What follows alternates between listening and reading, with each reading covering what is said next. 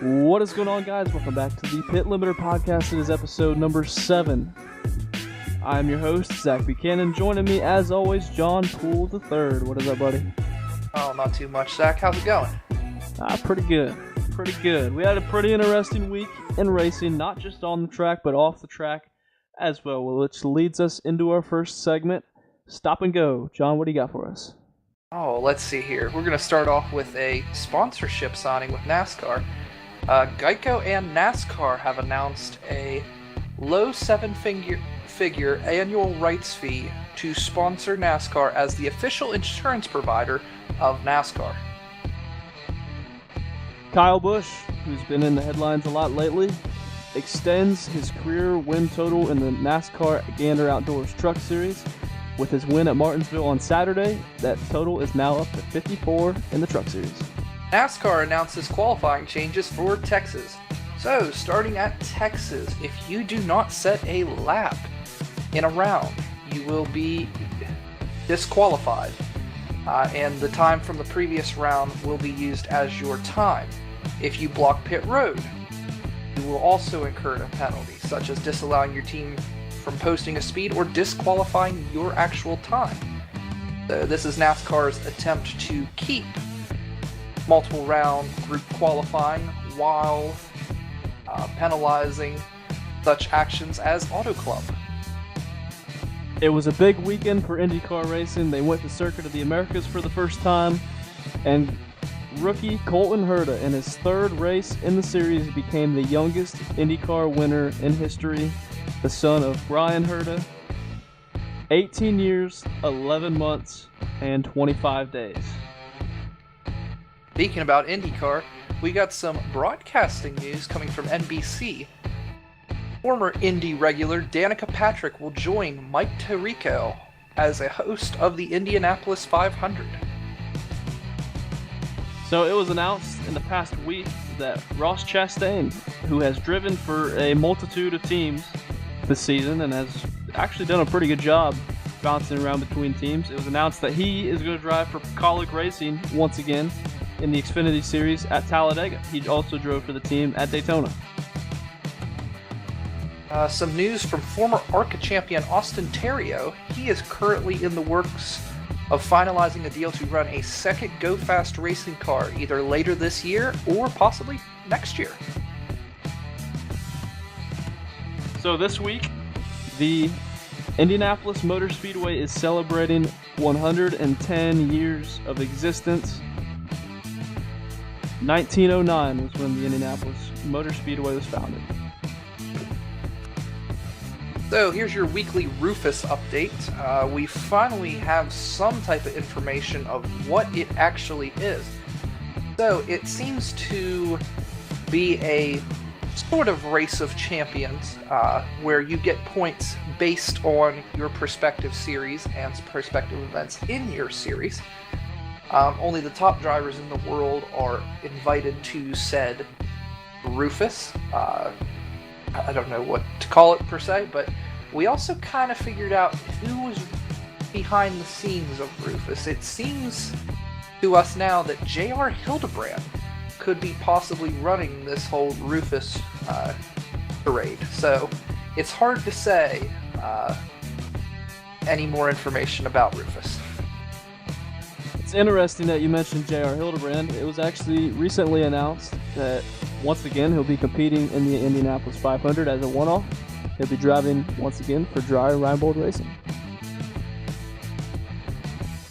Former Roush Fenway Racing development driver and best iRacer ever, Ty Majeski joins Chad Bryant Racing for a limited schedule in the ARCA Menards Series, starting at Charlotte Motor Speedway. So Brad Keselowski put on a clinic Sunday afternoon in the Monster Energy Cup race at Martinsville, leading 441 laps out of 500 to take home the victory. It was his second win of the season. He also swept the stages. Our resident Canadian crew chief, Cole Pern, commented on the current NASCAR package. He says, quote, "I can't think of any racing series anywhere in the world or in history where increasing corner speeds has produced better racing, yet here we are. in reference to NASCAR's current rules package. So Chris Knight recently reported that Brad Keselowski said he's okay on sponsorship for 2019. It looks like that 2-car is good to go for 2019, but in terms of 2020, it looks like they need some sponsorship. No official word on what sponsorship they'd be losing, but a lot of speculation is that they'd be losing Miller. Clint Boyer, outspoken driver in the paddock, mentioned possibly tires were a factor in the results of yesterday's race. He said, quote, "Oh, and if you're looking for an exceptionally good tire that will possibly outlast your car, please go buy all of the remaining stock of the left side tires we raced yesterday," in reference to Martinsville, meaning that the tire was so hard it would not even wear. So a little bit of information about the Generation 7 car, the car that NASCAR has in the works to debut in 2021 in the Monster Energy Cup Series. Motorsport.com actually reported that there's the potential that we could actually double in the amount of OEMs that we have in the series. So up to 6 manufacturers in the series, which would be incredible. To conclude Stop and Go and transition into our first discussion point this evening, the 2020 schedule will be announced this week. We have some rumors coming from Adam Stern and from Racetrack's website. So first rumor that we have is that Atlanta could be moving to a March 1st race date, along with Las Vegas's second date could be moving to October. The West Coast Swing could return back to Daytona, moving Atlanta actually to a possible 5th race, not a March 1st event. Could see a doubleheader at Pocono that see 2 Cup races held in the same weekend. Would actually help condense the schedule, which could move it closer or even into October. Also, there are talks that Phoenix or ISM Raceway could host the finale. And one more rumor about the 2020 schedule is that the traditional July the 4th Daytona race could be moved to the regular season finale in September. Gosh. So with all those proposed changes, I want to know what your thoughts are, Zach, about some of these changes that Mr. Stern is reporting.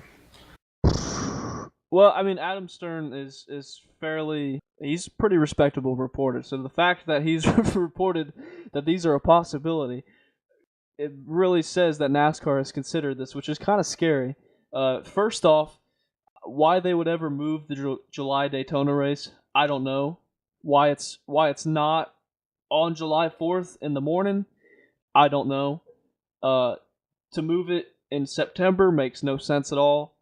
To make it the regular season finale just kind of takes the legitimacy from the regular season away from it, because it's just like a wild card, last chance, let's do something stupid to try to make the playoffs. That's all I'm getting from it, and it doesn't make a whole lot of sense. Having ISM Raceway as the finale doesn't make a whole lot of sense. I get the renovations that they made to that track would probably be suitable for a Cup Series finale, but I also think it'd be stupid to have that race as a finale, because look at the last 2 to 3 races. I mean, you can even go back as far as 2011, 2012 in the Xfinity Series. The fall race is there. Something stupid tends to happen every time. I mean, even 2014, Newman putting Larson in the wall to get the final playoff spot to go to Miami. It happens a lot, and just imagine the chaos that happens on those restarts as the finale. You don't need any unnecessary drama in the finale, especially if it's involving a championship contender. I mean, look at last year's race alone. Okay, 2018 fall ISM race. One wreck alone, which took out Hamlin, Kurt Busch, and Chase Elliott, all 3 of which were trying to make the championship for. So, I mean, that right there, I mean, and it's not just one wreck, it's several. I mean, look back at Elliott Sadler, 2 years in a row at Phoenix. Lost the championship because of that race alone. Yeah, exactly.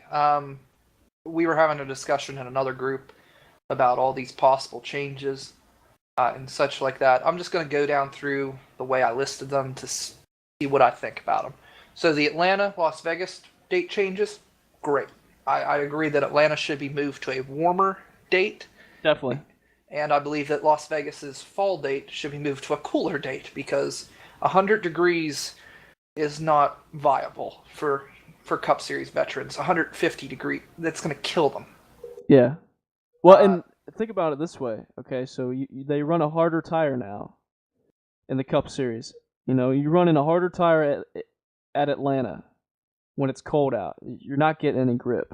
No, there's no heat going into that tire. Exactly. So it's not going to wear. I kind of mentioned this. To me, ISM is probably like the 10th venue I would choose as a season finale. Just racing is meh, locations. It's not a destination spot you want to go to. It's a hassle for the teams to travel to the West Coast for the finale. And again, we talk about the awards banquets. We just moved it to Nashville. Wouldn't it make sense to be in a southern-based state? It would make the most sense. To me, you made the mention of the changes. The only reason I see Phoenix being the season finale now is it's just a financial-based move. I imagine that the almost $300 million investment they've made in Phoenix over the last 5 years, that either this was the plan all along, or that their payback tools or payback period and their financial tools are all showing negative. So the only way to generate more revenue for Phoenix is to give it a championship finale race. Now with Pocono, love the idea of the doubleheader. Yes, definitely. They don't need 2 dates. But the question I have now is what's going to happen with the Xfinity Series and the Truck Series at Pocono? My guess is that they're going to move to another Matco track, South Boston. That's I could see that. That would actually be a big improvement. One other thought that I had is that they'd take one of the weekends that you would have run Cup and do that as a standalone weekend for Trucks, Xfinity, and maybe even throw in their ARCA, or what's going to be the Elite Series, or whatever they're going to call it. Yeah. I mean, you could do that. You know, I did not mention the July the 4th thing. I was just so dumbfounded by NASCAR even thinking that was a viable option. It doesn't make sense. You know, they want to scream legitimacy all the time, but ideas like that, to me, they better be just ideas. Because they don't make any sense whatsoever. The TV people are screaming this. Probably, oh, it would be great for ratings and this and that. I've heard rumors now that we could see a F1 style break in the middle of August per the request of NBC because of the Olympics. I've heard, I don't know, I've just heard so many different mind-boggling rumors regarding schedule. It's not even remotely funny. To me, I compiled a series of tracks that would be suitable for a finale. Okay? I just wanted to let this out here. I calculated Fairgrounds Speedway, Charlotte, Atlanta, Texas, Homestead, Vegas, Fontana, Sonoma, Atlanta, Homestead, and then you could throw in Road Atlanta and Sebring because they fall under the IMSA banner. You could say that. But ISM, no. I'm just... The whole schedule changes. About half of it makes me happy. The other half of it makes me want to throw something up against the wall. Because NASCAR, they take 2 steps forward and 4 steps back. Like they always do. Yeah, I mean, think about it like this. Yeah, we're gonna make ISM Raceway the finale. We're gonna move Daytona to September. But hey, Atlanta's not gonna be 40 degrees. You know? Like, what's the appeal to it? I really want to know, what's the appeal to run in Daytona not in July? Is it too hot? Tell me what makes sense to move a race weekend that has been in that same time period every single year. With the exception of 98, and that had a good reason of not occurring. There was at that time. wildfires, weren't there? There was wildfires in Florida. It got moved to October. Now, they'll argue, well, it's been there in the past, in October. Yeah, that was caused by wildfires. It wasn't a sure-off thing. Yes, it has been July the 4th every single year since Daytona International Speedway came to existence. That weekend, I should say, not the exact date. It should be on the 4th, though. It should be on the 4th, but you could argue either way. It'd make good TV because, yeah, it's something to wake up to. Something to wake up to. Everybody's home. It's, there's that. But do you want to have people's families and such like that with a sporting event on the 4th? That's the question you ask. They used to do it. I think if you're talking a nostalgia appeal, that has a nostalgia appeal. With all the people that are saying, "Oh, I wish it was like the good old days," you appeal to that a little bit. You know what I mean? You might lose some people on the back end just from changing it so it's on the morning of the 4th. But at the same time, I think you draw some interest for it as well. You won't lose as many people as you would moving that date off of July the 4th weekend. Yeah. We have saw this before. What happened to Darlington whenever they said, we're going to get rid of your Labor Day weekend date because of FERCA? Literally fans left in droves because it's a crown jewel. It was known for its Labor Day weekend. It had been on that date every year since the inception of Darlington at the time. 54 years. With this, it's going on 60 years. It's been on July the 4th weekend. So imagine the Coke 600 not being Memorial Day weekend. Well, that's the thing. The rumors state that I've read, I'm not going to say my source, that only the Daytona 500, the Coke 600, and the Southern 500 are safe in their dates. Everything else is up for debate. The one thing I think you could make out of that's positive, that means that you could condense the schedule from there. You could, and not just dropping second dates that tracks have, but just making it shorter. Because I think it's definitely fair to say that 36 races is too much. Yeah, I think originally it was like, hey, people love NASCAR. Having it on every week's great. TV ratings are good at the time. The attendance is good at the time. You're raking in money. Of course, this is like 90s, early 2000s when you're increasing the schedule like they are. But now you're begging people to watch. I'd say 30 races should be the ceiling, honestly. I would disagree Give the teams a break. Because, that's a long... it's not just 36 weeks. You've also got, the weeks leading up to that you're in Daytona. You got the Clash.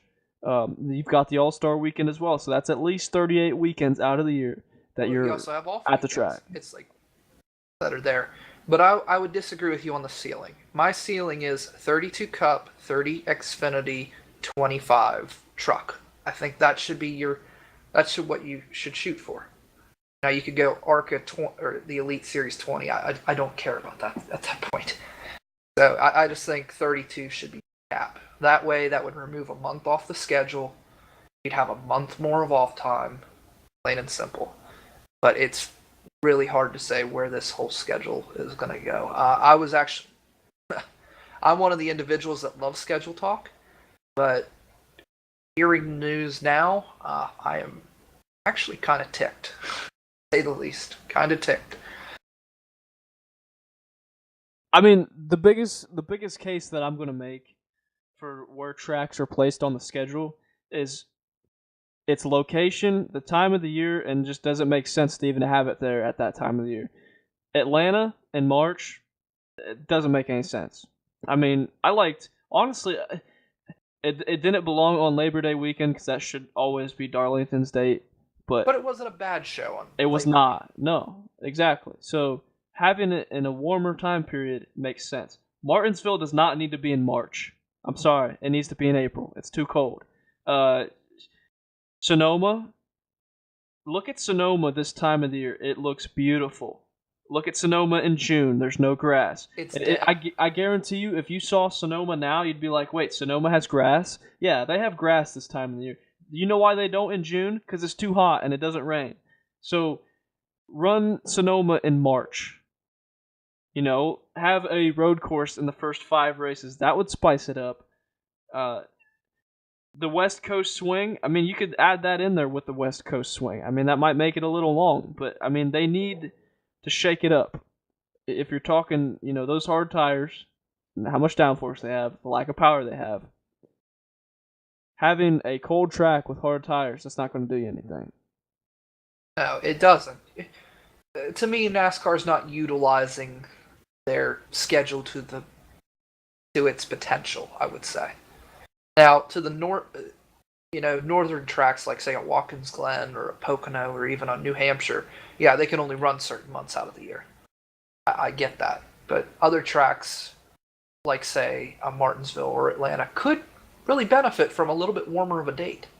Yeah. Run the West Coast, run a little bit of the South, a little bit to where it's a little bit warmer.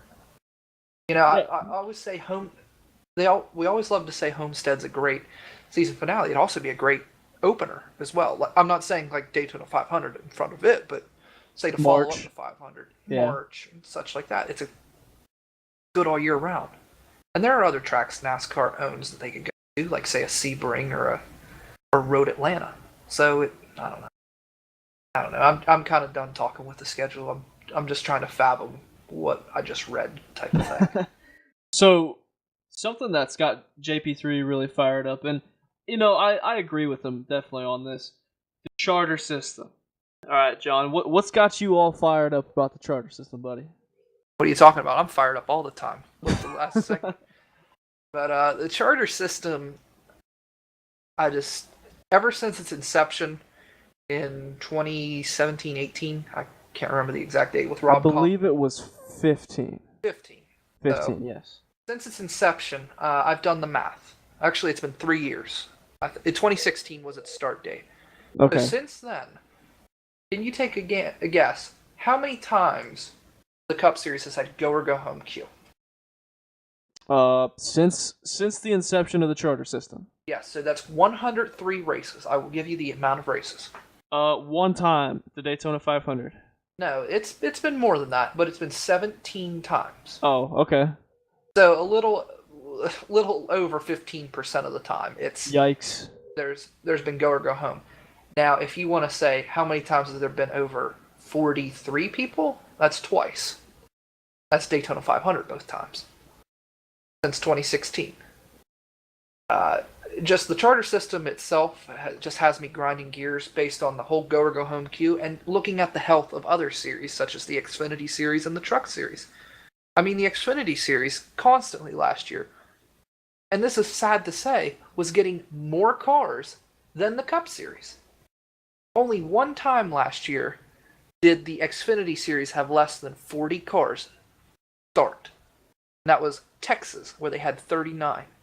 You compare that to Cup, I think it was race 18 before they had 3 times where they had 40 cars. Or no, it was Charlotte. Charlotte was the 3rd time that they had more than 40 cars, or at least 40 cars start a race. Now, I'm not saying the quality of the cars in the Xfinity Series are great, but it's pathetic. And even this year, we're seeing that only 36 cars are showing up. Martinsville, for instance, this week, 36 cars showed up. The Truck Series, which is known for having its budget issues, had 41 trucks attempt to qualify. What does that say for the health of your series when your top division is getting less entries than your bottom division of your top league, per se? Especially when you look at the financial sustainability of the Truck Series. You look at, return on investment, from a sponsorship standpoint, and when you look at, how much those teams are actually making, if anything, versus the Cup Series, where you're definitely making money. It's kind of sad to see that the Truck Series is outpacing the Cup Series in car counts. Yeah, and that's partially to do with, the easy bodies, the spec motor by Ilmor, such like that. There are cost-saving measures now in place with the Truck Series. It just goes to show you that the Cup Series, it's simple business, really.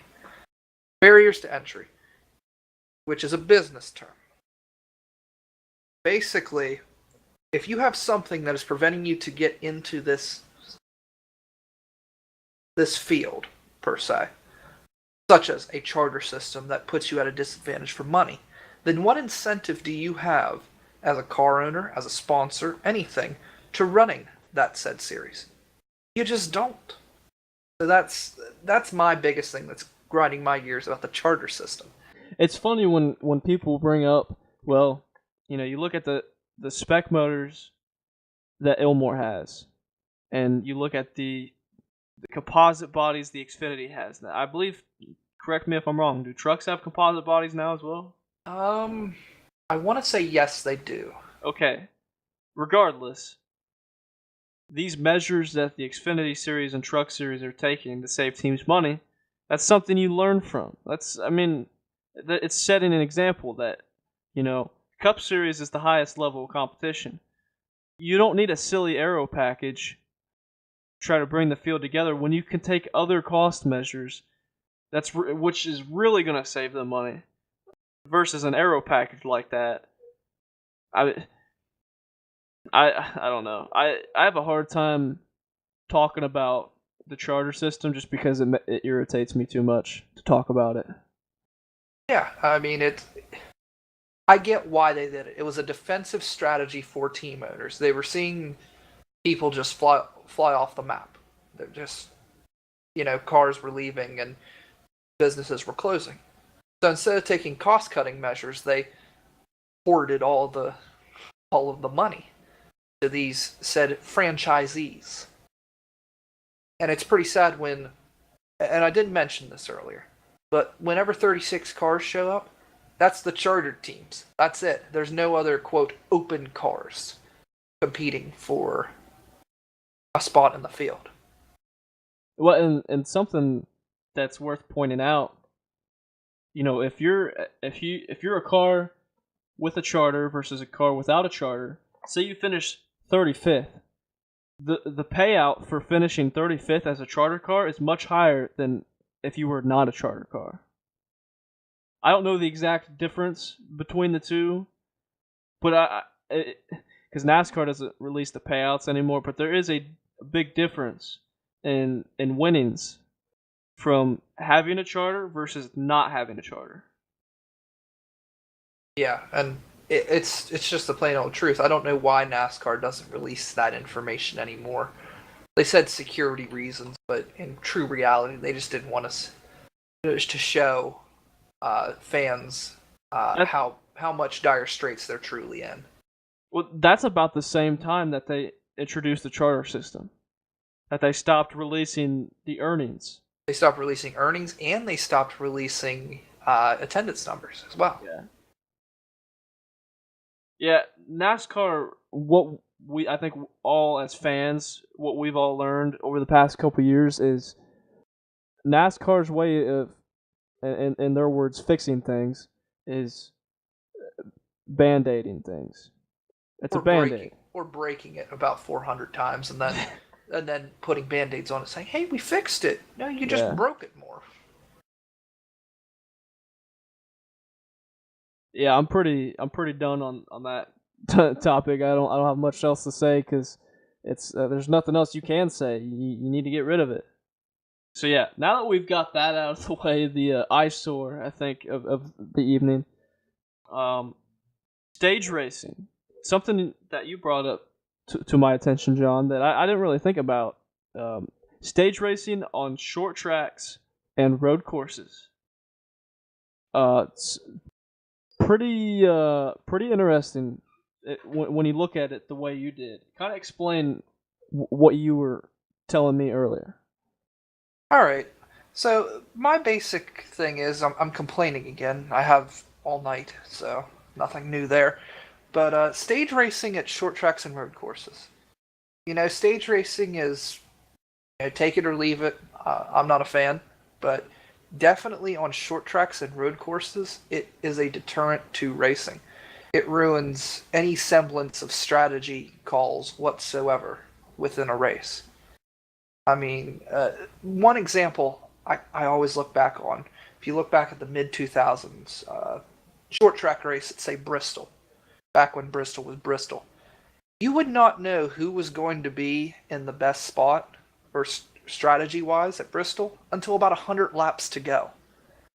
Now, with stage racing, the same person is going to stay up front all day long because they have a guaranteed caution at X lap, they have a guaranteed caution at X lap. So they have enough fuel to make it to at least the stage yellow. At least the stage yellow for most tracks. And then on top of that, the last stage, they might have to make one green flag stop if they don't get a caution. So it just limits it to one said strategy. There's no windows, there's no anything. It's just pit at this time, and that's it. There's no multiple pit stops where I could pit, where I could gain some time. No in that. It's like a lot of people have been saying, track position, track position, track position, track position. And, track position is great. You earn that track position, but you got to have some type of parity with the track position. Well, I'll play devil's advocate on this just to provide a different perspective. Okay. Alright, so, track position, that's always been a short track thing. You know what I mean? Like, you're not going to be 30th and in 50 laps be in the top 5. Not at Martinsville, not at Bristol, not at Richmond. That's not something that you're going to see happen. Track position is always going to be important. Well, I'll counter this to you. Strategy call-wise. Strategy-wise, yeah, I agree with you completely. Back in 2003, Dennis Setzer, for Morgan Dollar Racing, the Axiom Chevrolet, won Martinsville, whenever it was only one date. You know where he started in that race? Where? 33rd, when there was a 36 truck field, and won the race. So there was definitely strategy that was involved in getting him to the front. Yes, cautions fell his way, and that was over the course of 250 laps, I believe. It was, yeah. Because at one point they had 2 races. I believe one was 200 laps and the other was 250. It is that, or they just recently changed it to both for 250. Okay. I believe. Yeah, I mean, it's a good point. I agree with you on some of that. It's just there's other points that you made where it's just a product of short track racing or this cup package. One thing that I think is a big contributing factor is this universal cup package. Why do we have to run hard tires at Martinsville, especially hard left sides? If the tires aren't degrading, then there's no fall off, which means really you're kind of stagnant. There's no saving tires and being good on the long run. It's go right now. And, like Chase Elliott was running, what was it, like almost a whole lane up the last 5 laps and was making a huge diamond off the corner and is catching Keselowski. If that was the old package, forget about it. It's not happening. Yeah, absolutely. But it comes down to, this is another issue we don't talk about. Maybe in another episode we can talk about it, but just NASCAR or Goodyear's inability to plan. I'm sorry, they produce a decent tire, but they just don't know how to plan for anything. Ever since Indy 2008, they've come up with the hardest tire known to man that lasts 85, 90 laps. It seems like at every single track. They're like a Pirelli with F1. There's no degradation, no anything. And they don't do enough testing. I mean, this rules package, we knew about it for what? How many months? I mean, it was several months after Charlotte. Yeah. Like the first Charlotte race, which was when they ran a similar package in the All-Star race. I believe it was towards the end of the season, maybe in the playoffs, that they announced that. And there were talks. Oh, there was talks before that, yeah. And there were talks before that, and Goodyear should have been communicating with NASCAR. What are we doing next year so we can get a tire that's raceable? I mean, Goodyear would have known it before we did. Yeah, exactly. So, Goodyear is an internal partner. They should know this stuff there, and they have thousands upon thousands of races of data to institute a tire that can work. So it's getting to the point where they just don't want another Indianapolis to happen. Well, there's two things that I look at. If you're looking all the way back to Indy 08, where it started, okay, there's two things I look at. So, for one thing, in the 90s, and even before the 90s, really, they had competing tires. Like, they had Hoosier to deal with at one point. To me, you strive to be a better brand in a sport when you are competing with somebody. So think of it from an engine standpoint. If Ford is the only engine provider in the Cup Series, if they're the only manufacturer, it doesn't matter how good their engine is, as long as it can last the race, that's all that matters. But if there's Toyota and Chevrolet in the race, you're trying to be the best one out there. You're trying to sell yourself so that people will be on your side. So they had Hoosier to deal with, and they kind of ran Hoosier out. But so one could argue that was a really messy era. Yeah, it was. It became injuries and fatalities. It became a safety hazard to why they went with Goodyear as the primary supplier of tire. So I could see why they did it. I could see why it would be a good idea. But holding them accountable is something that should be happening. Right. Another thing that I look at is they went from the Gen 4, which I believe was instituted in 1994.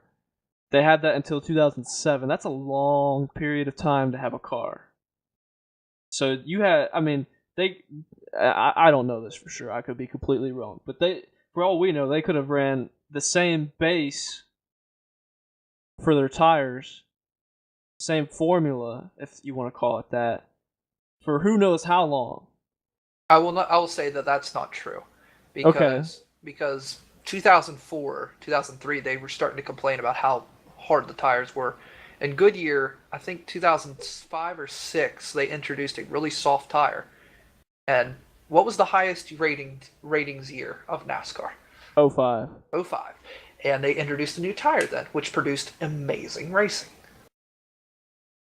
Now, I will say, even if they did change the tire throughout that time of the Gen 4, they still had the same chassis to deal with. Aerodynamically, that car changed a little bit over the course of its existence, but the chassis was the same. It was the Gen 4 car. You have that whole span of time to deal with. Yeah, and I think part of the reason is I think this fault. I love to blame Goodyear. Don't get me wrong, but I think it's NASCAR's fault.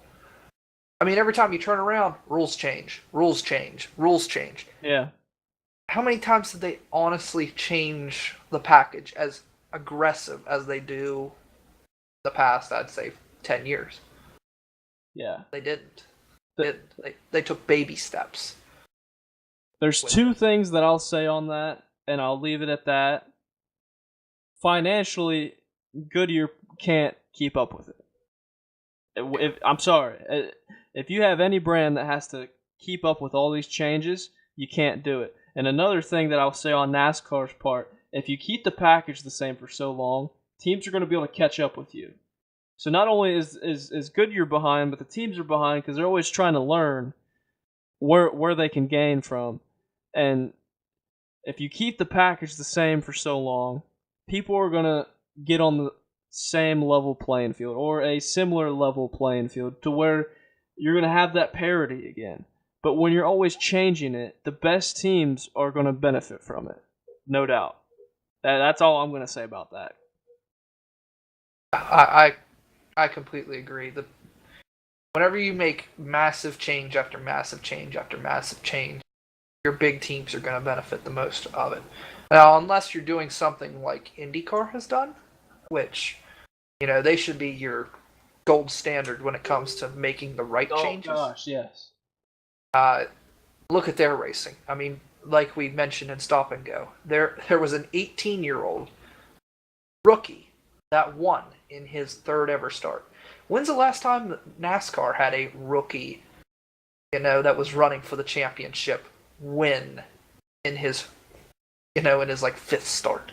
They had Trevor Bayne, which he was not running for points, but it was on a plate track, win the Daytona 500. They had Harvick win Atlanta in 2001, which you can make the speculation, well, it was emotional for the team. They were emotionally driven to win that race, blah, blah, blah. You can't take away the fact that he won the race. I believe that was his third start. Yeah, something like that, yeah. I mean, so it's been that long. It's been that long. So Kyle Larson didn't do it. Chase Elliott didn't do it. No. Ryan Blaney didn't do it. All household name in the Cup Series now. Yeah, I mean, Chris Buescher was the last rookie to win, but he was doing it because of the whole Kyle Busch injury. Yeah. Or no, maybe it wasn't the Kyle Busch injury, but still. No, that was a rain race.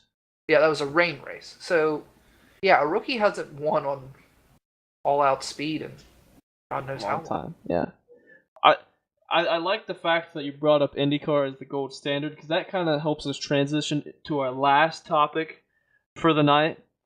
IndyCar at COTA. Ooh, man. There's a lot to talk about. I'm kind of surprised more people didn't complain about the lack of yellows, because the race was great. Don't get me wrong. The race was fantastic. But usually when you have a race like that, where there's no yellows, no wrecks, no spins, no off-track excursions, relatively, you get those people that are like, wow, that was boring. It was better than any Toronto race in the last 20 years. I'm sorry, Toronto, that shit should be gone, but that's another topic for another day. But COTA produced some pretty good racing. Yeah.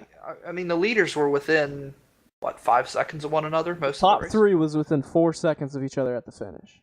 The racing was great. I mean, the racing was fantastic. Will Power led most of the race. I think he was just the strongest car. I don't think you could take that away from him. And then the yellow fell, and then he had the electronic issue. Yeah. And that handed the race to Colton Herta because he had already pitted. But off speed alone, Colton Herta was a podium car regardless.